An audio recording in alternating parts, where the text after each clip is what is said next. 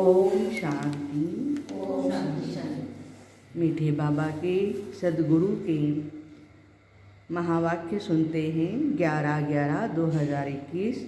मीठे बच्चे, यही पढ़ाई है जो तुम्हें नर से नारायण और नारी से श्री लक्ष्मी बनाती है। इसलिए पढ़ाई पर बहुत बहुत ध्यान देना है। आज का प्रश्न है, बाप द्वारा बच्चों को कौन सा वर्षा मिलता है जो किसी तीर्थ या जंगल में जाने से नहीं मिल सकता? उत्तर है, बाप द्वारा बच्चों को सुख, शांति और संपत्ति का वर्षा मिलता है जो कहीं भी नहीं मिल सकता है। मनुष्य शांति के लिए जंगल में जाते हैं, परंतु तुम जानते हो शांति तो हम आत्माओं का स्वधर्म है। उसके लिए जंगल में जाने की ज़रूरत नहीं है। आज का गीत है, तुम्हें पाके हमने जहाँ पा लिया, जमी तो जमी आसमां पा लिया।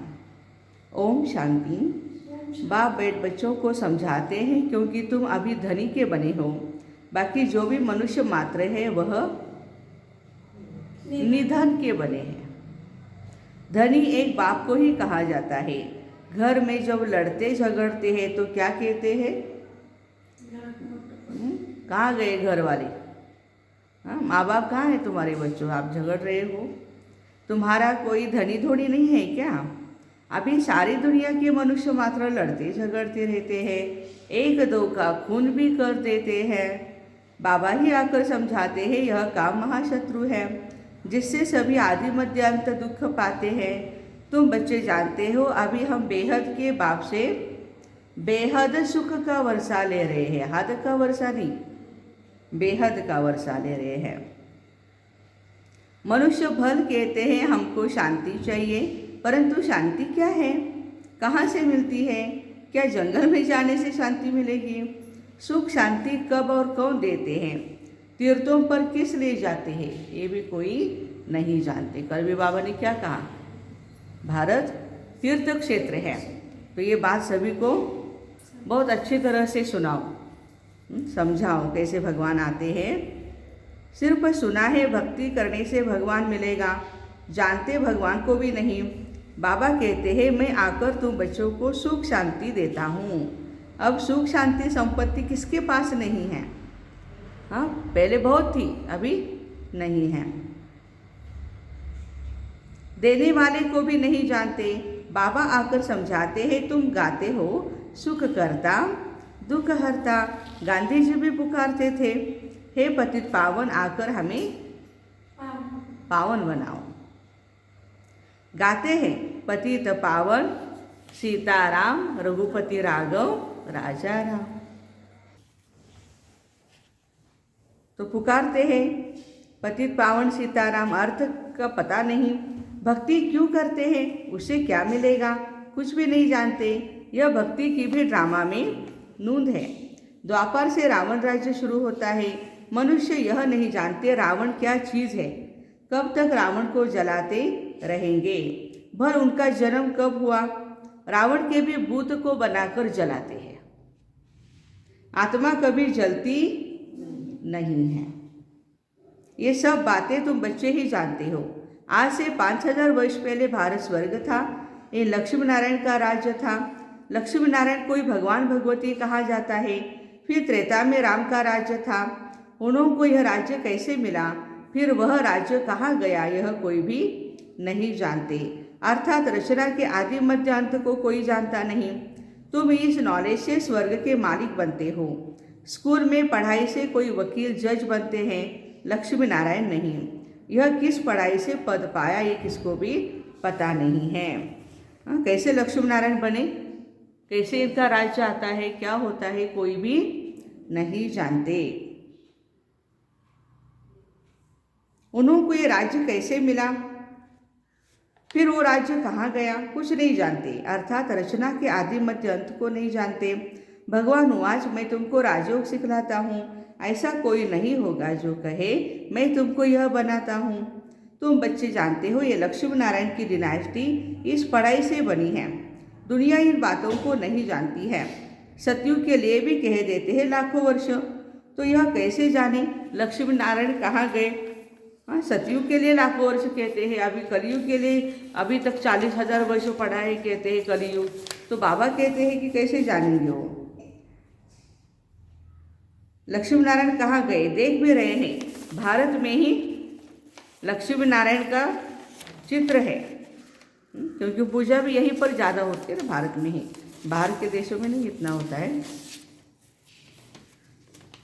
तो यहाँ चित्र भी बहुत है, ढेर मंदिर बने हुए हैं, समझते हैं इनसे हमको धन मिलेगा, इसलिए महालक्ष्मी से हर दीपमाला पर धन मांगते हैं।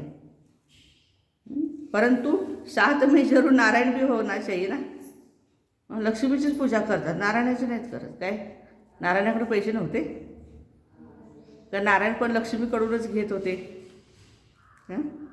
दीपमाला पर पूजा करेंगे, फिर उनकी अल्पकाल सुख की भावना पूरी होती है, तो समझते हैं लक्ष्मी से धन मिलता है।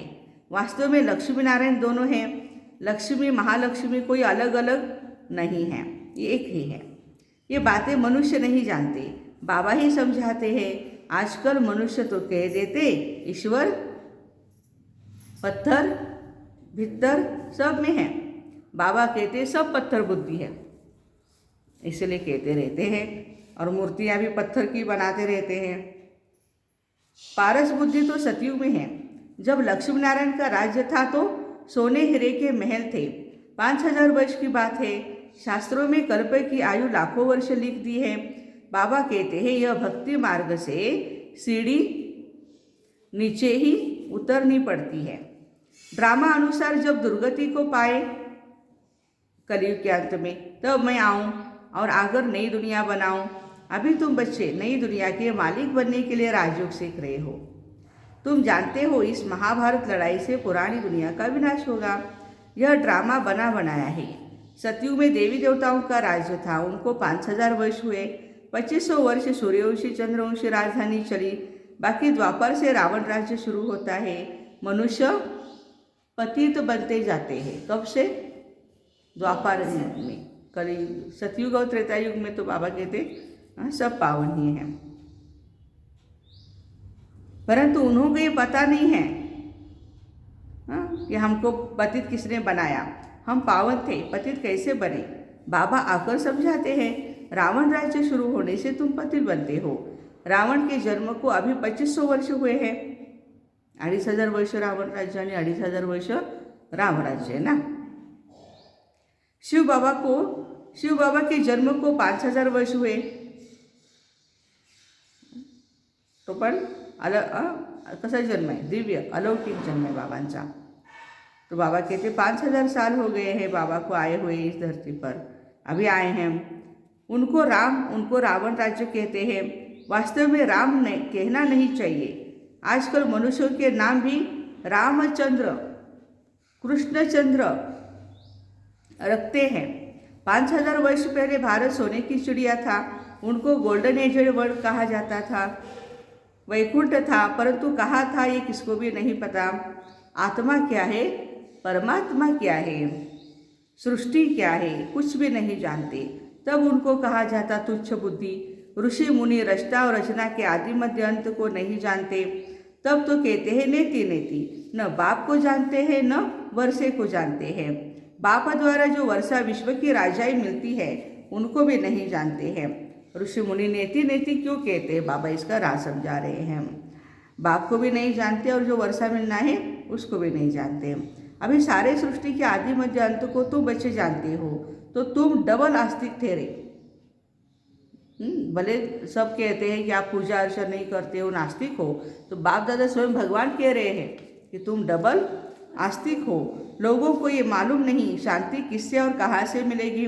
सन्यासियों के पास जाकर कहते हैं हमको शांति चाहिए। अब हमको शांति कहाँ से मिल सकती है? कर्म तो करना ही है, शांति तो मिलेगी शांति धाम में। कसं काय माताजी ठीक चाललंय, आराम आहे, काय म्हणतात माता आराम वर गेल्यावरच, बरोबर आहे। शांतीधाममध्ये गेल्याशिवाय शांती मिलना नहीं। अगर घर में एक अशांत होगा तो सारे घर को अशांत करता है। शांति मिलती है स्वीट होम में, फिर वहाँ से हम आत्माओं को बाप भेज देते हैं पाठ बजाने के लिए नई दुनिया में।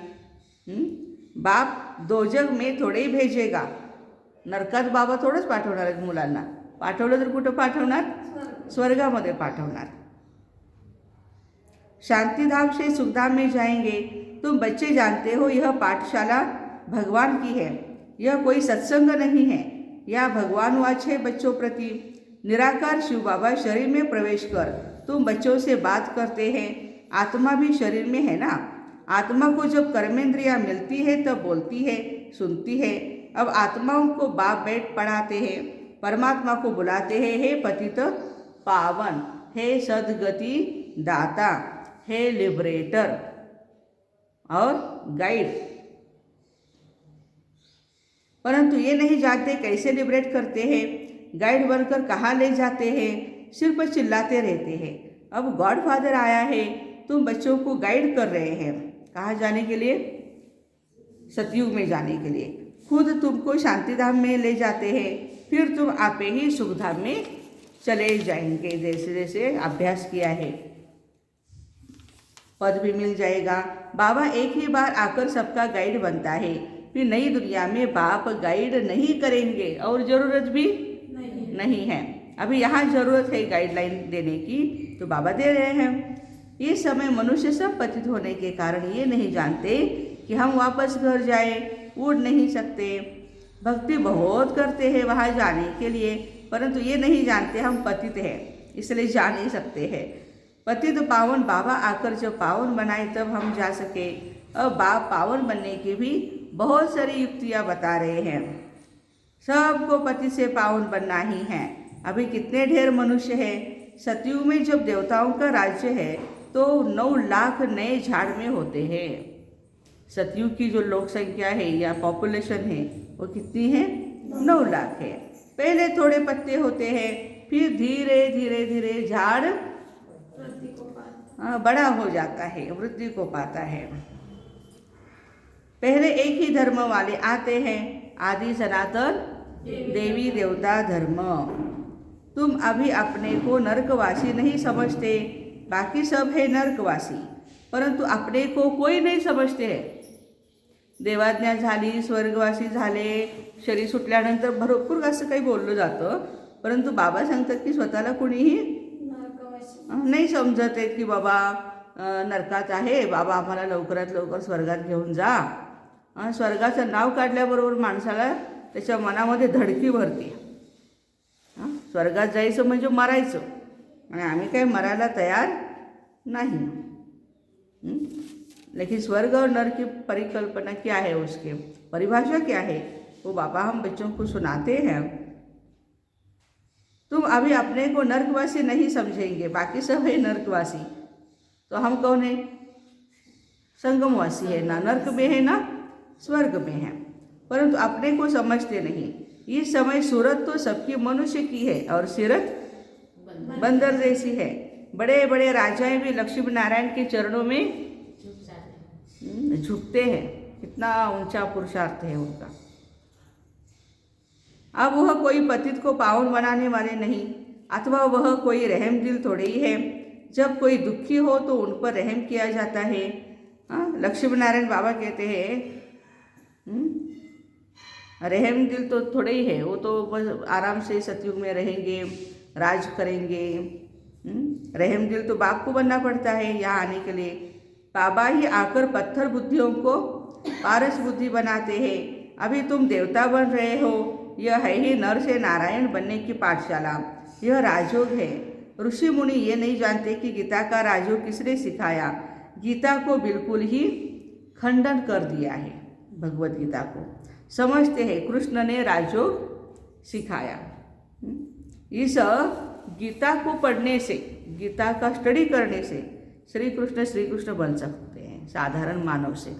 इतनी गीता में ताकत है, शक्ति है। तो बाबा कहते हैं कृष्ण ने राजयोग सिखाया था। कहते हैं कृष्ण भगवान वाच मन मना भो। अब कृष्ण तो परमात्मा है नहीं, वह तो सतयुग का प्रिंस है। जो भी संगम पर राजयोग सीख कर राजाई प्राप्त करते हैं उनको फिर भगवान बना दिया है। ढेर मनुष्य गीता सुनते हैं परंतु एक को भी पता नहीं गीता का भगवान कौन है। शिव है ना, न कि श्री कृष्ण। कह देते सब एक ही है। तुमचा राम आहे, आमचा कृष्ण आहे, तुमची राधा आहे, आमचा गोपाल आहे। हां, हे सगळे एकच आहे। द्वापर से शास्त्र बने हैं, जरूर पहले पहले गीता बनी होगी। यह शास्त्र सब है भक्ति मार्ग के, ज्ञान मार्ग का एक भी शास्त्र नहीं है। गीता है नंबर 1। बाद में यह वेद उपनिषद बनते हैं। वह भी गीता के सब बाल बच्चे हैं। वह पढ़ते पढ़ते नीचे उतरते आए हैं। अब 84 जन्म पूरे हुए, अब चलना है पहले नंबर पर। अब तुम फिर सतयुगी लक्ष्मी नारायण बनने के लिए यहाँ पढ़ने आए हो। सब तो लक्ष्मी नारायण नहीं बनेंगे। ये राजधानी स्थापन हो रही है। इसी राजधानी में कोई लक्ष्मी नारायण बनेगा, कोई साहूकार बनेगा, कोई प्रजा बनेंगे। हर एक का अपना अपना स्टडी है।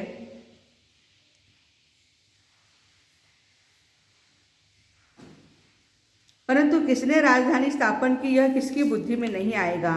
कलयुग में इतने ढेर मनुष्य हैं जो खाने के लिए अनाज भी नहीं मिलता, और सतयुग में सिर्फ लक्ष्मी नारायण की राजधानी होगी। यहाँ देखो कितने धर्म हैं, सामने महाभारी महाभारत लड़ाई भी खड़ी है, फिर भी मनुष्यों की आंखें खुलती नहीं हैं। ऐसे घोर निद्रा में सोए हैं, कुंभकर्ण की निद्रा में, और उनको जगाने के लिए जाओ तो भी बोलते हाँ हाँ दीदी आएंगे आएंगे, आप आराम करो, हाँ हम आ जाएंगे, और ये तो आते भी नहीं हैं। तो बाबा कहते हैं ये महाभारी लड़ाई कल्प पहले भी लगी थी, उनके बाद क्या हुआ कुछ भी नहीं जानते। ये सब बातें तुम ब्राह्मण ब्राह्मणियाँ जानती हो। तुमको बाबा ने ब्रह्मा द्वारा एडॉप्ट किया है। भगवान तुमको पढ़ाकर यह लक्ष्मी नारायण बनाते, तो अच्छी तरह पढ़ना चाहिए। सिर्फ शिव बाबा को और नई दुनिया को याद करना है तो तुम नई दुनिया में चले जाएंगे। फिर अगर अच्छी तरह पढ़ेंगे और पढ़ाएंगे तो राजा रानी बन सकते हैं। बाबा हमको शक्ति दे रहे हैं।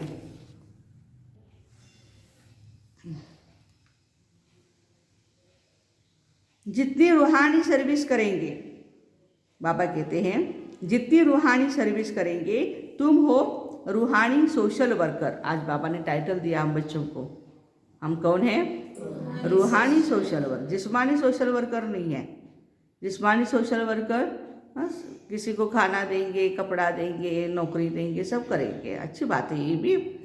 बाबा कहते हैं कि आत्मा को पावरफुल बनाने से, मन को पावरफुल बनाने से कितने भी प्रॉब्लम आएगी तो उसको वो सॉल्व करेगा। बाकी सारी दुनिया है जिस्मानी सोशल वर्कर। तुम आत्माओं को बाप रोज ज्ञान देते हैं, आत्माओं की सेवा करते हैं ना, उनको ही कहा जाता है आत्माओं की सेवा, जो सिखलाते भी हैं स्पिरिचुअल फादर।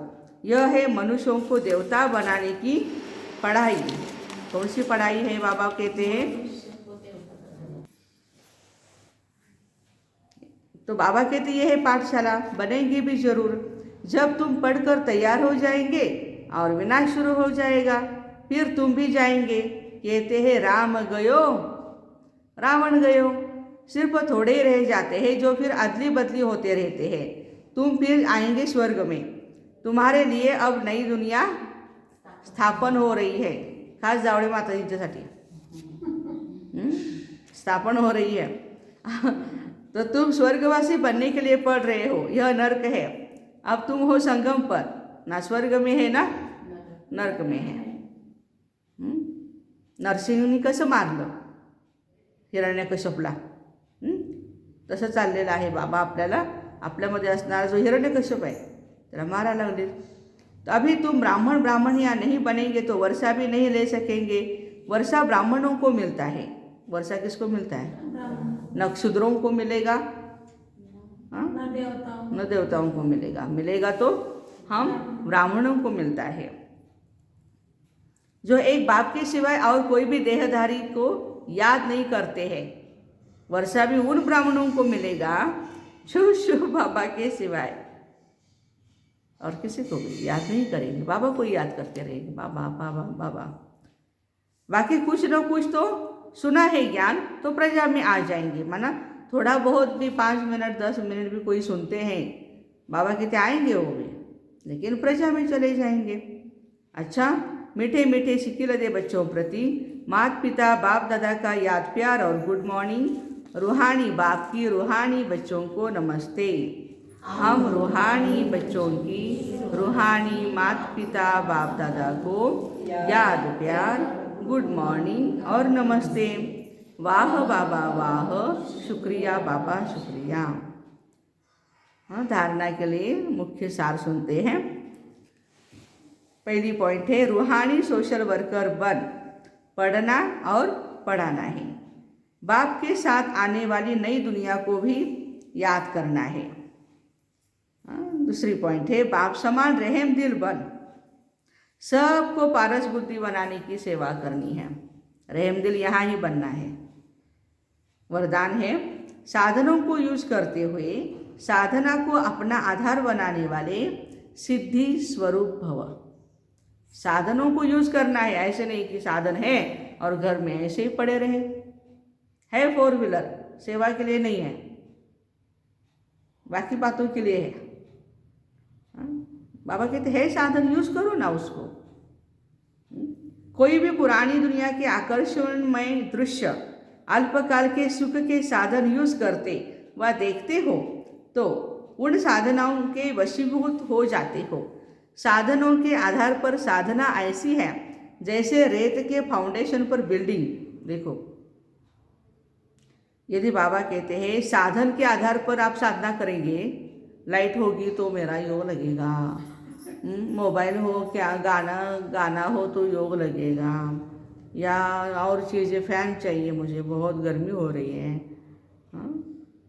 बाबा कहते हैं इनके ऊपर आप तपस्या करोगे तो जैसे रेत पर बिल्डिंग तो खड़ी नहीं हो सकती है ना, और हो भी जाएगी तो भी टूट जाएगी जल्दी।